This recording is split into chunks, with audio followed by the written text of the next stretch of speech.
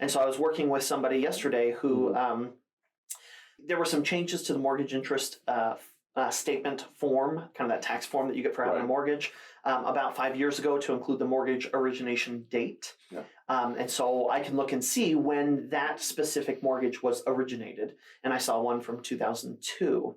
2002 is quite some time ago. The interest rates then versus the interest rates now, to have not refinanced a loan since 2002 is very unusual. And this was a unique situation because I had somebody who was looking to retire in the next 2 years. They had a deferred comp type account, kind of like a 401k, had about $70,000 in it. What they were trying to figure out for me is how can we take that and remodel the home in preparation for retirement. So they didn't want to wait until they were retired to take the money to remodel the home. They wanted to remodel the home leading up to that point. Sure. And so you could take a loan from these type of accounts. You could take there's a few ways that you could probably figure out a distribution from those accounts.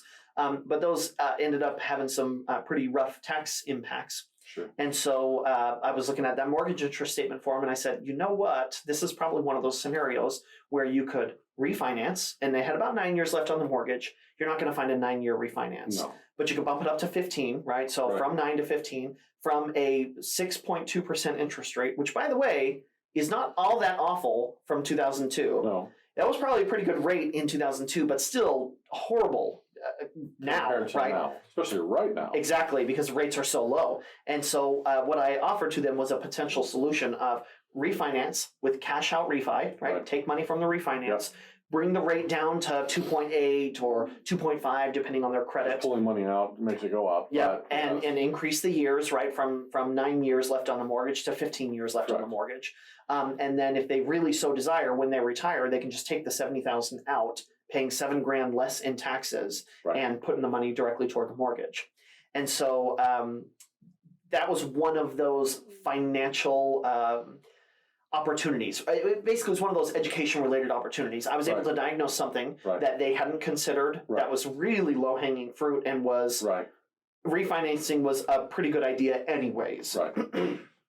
And so they were thrilled for us to kind of discover that and talk through it. Sure. And really this particular tax return is not incredibly complex.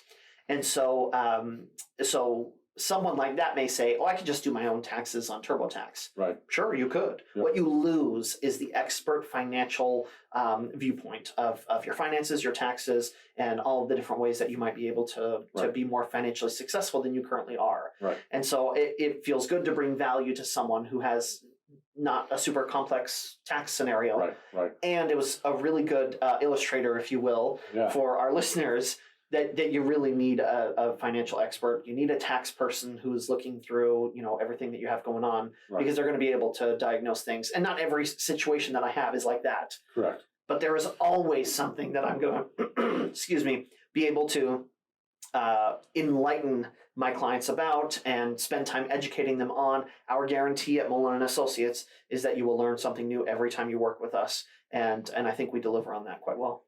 Awesome.